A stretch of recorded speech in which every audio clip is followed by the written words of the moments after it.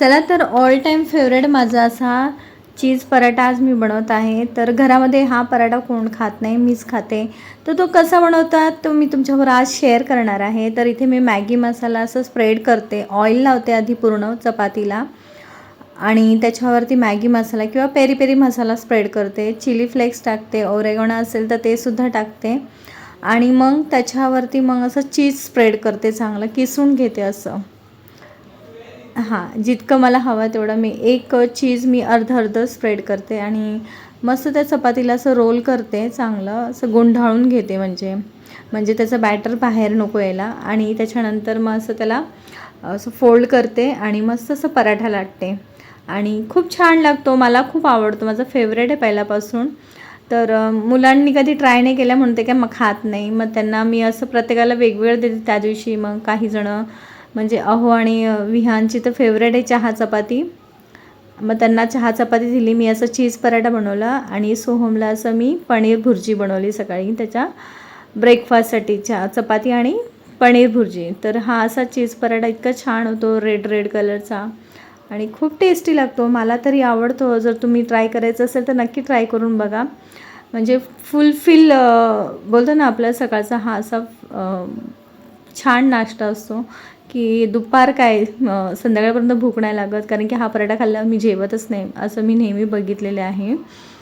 तर इथे मस्त पनीर भुर्जी बनवली होती सोहमसाठी, कारण की तो चहा चपाती पण नाही खात आणि चीज पराठा पण नाही खात. प्राची एव्हरीडे मध्ये तुमच्या सगळ्यांचं स्वागत आहे.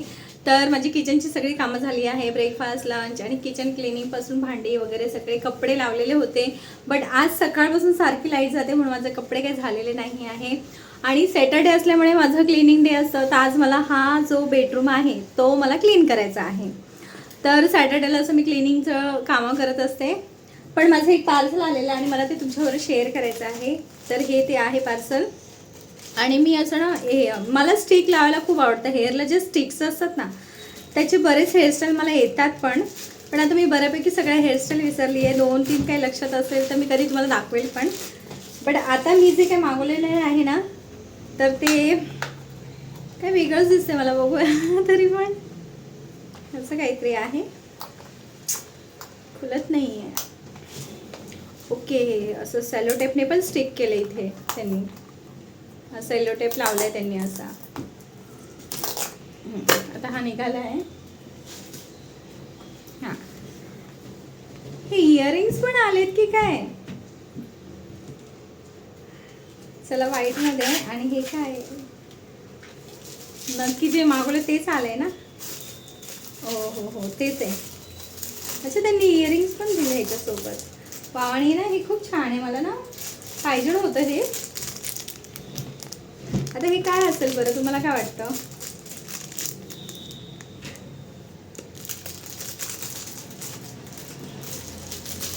हे पॅकिंग खोलायलाच वेळ जातो आपला बऱ्यापैकी. गरम होते ना ते बघ, ते इयरिंग्स पडले बघ विहान. इयरिंग्स काय असतं? वाव, खूप छान आले बघा. आता हे काय माहिती का, ब्रश म्हणजे हे स्टिक कसं असतं तसं हे लावायचं असतं. हे बघा, हे असं म्हणजे हे असं छान आहे ना यार, खूप छान आलंय. ते मी ट्राय करते ते आता. त्याने असं बन बांधून आणि त्याच्यावर हे असं लावायचं असतं. आता हे मला दिसत नाही आहे प्रॉपर. तर हे मी असंच तुम्हाला लावून दाखवलं आहे. तर खूप छान वाटतं बघा. आणि जर आपण प्रॉपर जर हेअरस्टाईल केली ना आणि हे लावलं ना तर खूप छान दिसेल.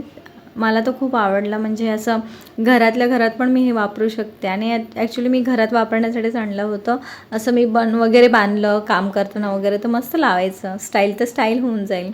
चला तर आता क्लिनिंगला स्टार्ट करते, कारण की खूप वेळ झाला आहे आणि मी लंच केलं पहिलंच, कारण की मग नंतर खूप त्रास होतो मग काम करता करताच. मग आता हे सगळं जेव्हा मी क्लिनिंगचा डे असतो माझा, कारण की सॅटर्डे हा माझा ठरलेला असतो क्लिनिंग डे.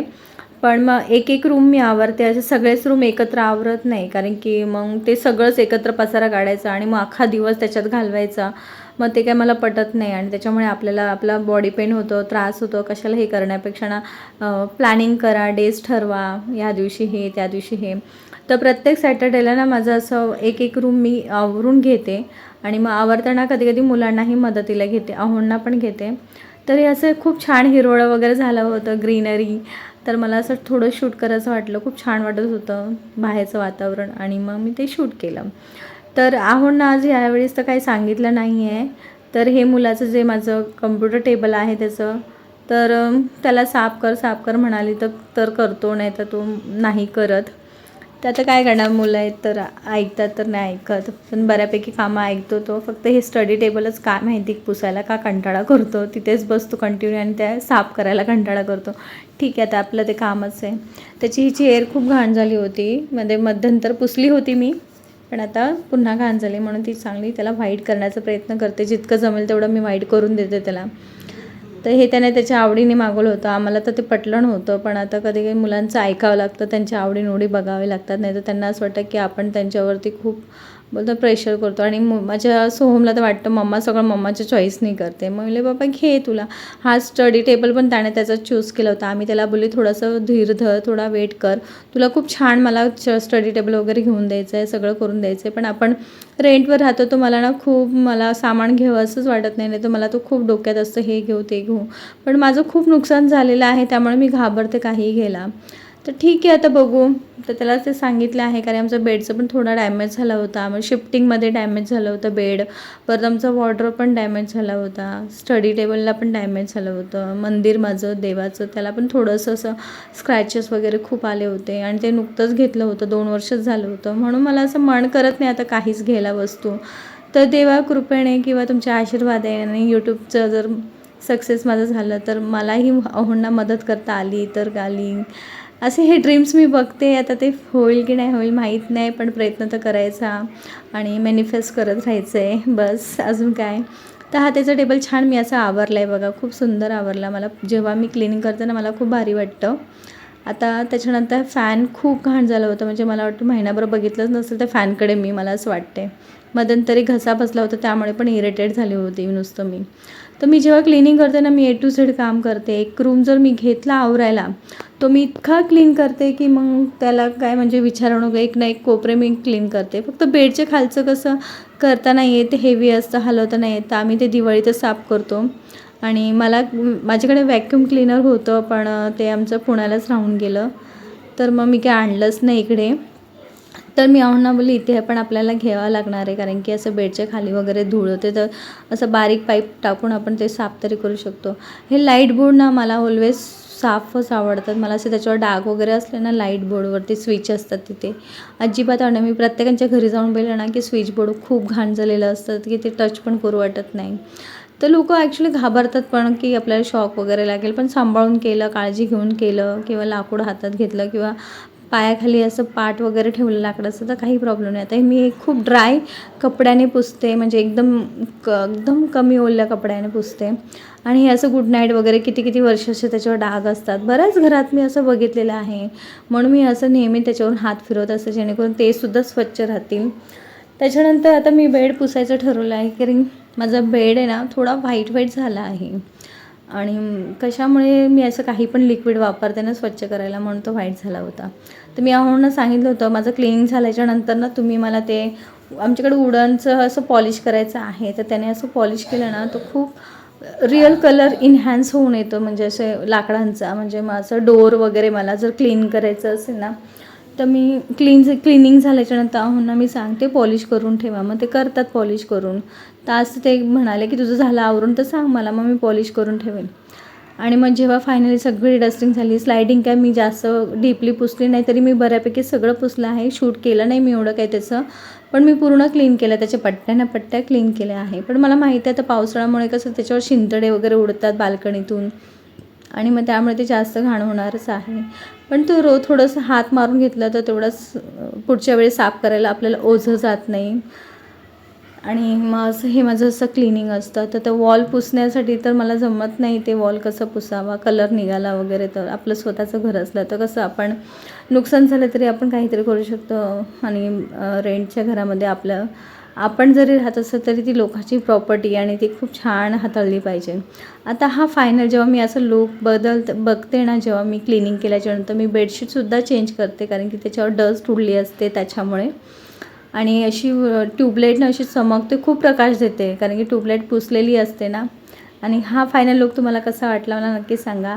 मग अहोंनी म्हणाले की मस्त चहाबरोबर असं समोसा पार्टी करूया. आणि आम्ही चौघांनी मस्त, सुट्टी होती तर सुट्टीच्या दिवशी मुलं, सुट्टी नव्हती ॲक्च्युली त्यांना, आज सॅटर्डे असून त्यांना स्कूलला जायचं होतं, पण दोघंही स्कूलला नाही गेले. त्यांनी चुकून कपडे धुवायला टाकले आणि ते वॉश केले आहेत, पण वाळत नाही घातले. तर मशीन सारखी बंद पडत होती, लाईट नव्हती म्हणून. सुट्टीच्या दिवशी ना मुलांचा असा किलकिलाट असतो ना, मला बरं वाटतं. ते नसले की मला करमत नाही. ठीक आहे, आता ते शाळेत जाणारच ना, पण आज त्यांना जायचं होतं तरी ते गेले नाही. त्याच्यावर आमचे वाद पण झाले मुलांबरोबर माझे. तर मला समोरचीने पुन्हा हे 2 फुलं दिले आणि मी ते मस्त गणपती बाप्पांना अर्पण केले आहेत. तर संध्याकाळी असं मी थोडंसं परत मला शूट करायचं वाटलं. आपण जेव्हा क्लिनिंग करतो तर आपल्यालाच आपलं नवल वाटायला लागतं आणि घर नवीन वाटायला लागतं. मलाही तसंच वाटत होतं आणि मला असं सारखं शूट करायचं वाटत होतं तुम्हाला दाखवण्यासाठी. बघा मी कसं क्लीन केलं आहे. चला, तर प्रत्येकाला आपलं घर आवडतंच. इथे ना ह्या तिघांची चालली होती मस्ती आणि एडिटिंग चालू होती. तर एडिटिंग काय चालू होती, AI थ्रू ते काहीतरी व्हिडिओ जनरेट करत होते. छान विहानचे फोटो टाकून प्रॉम्प्ट देत होते आणि मस्त विहान वाटत होता. असं वाटत होता की ह्या वयाचा एवढा झाला की तो खूप छान दिसेल.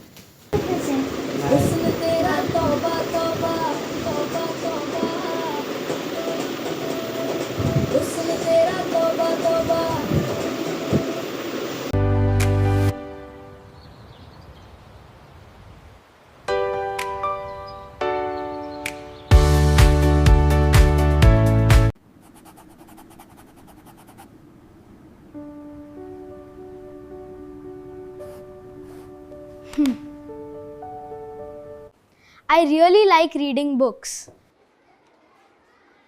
तर हे असं तिघांचं टाईमपास चालू असतो आणि छान एडिटिंग केलं त्यांनी.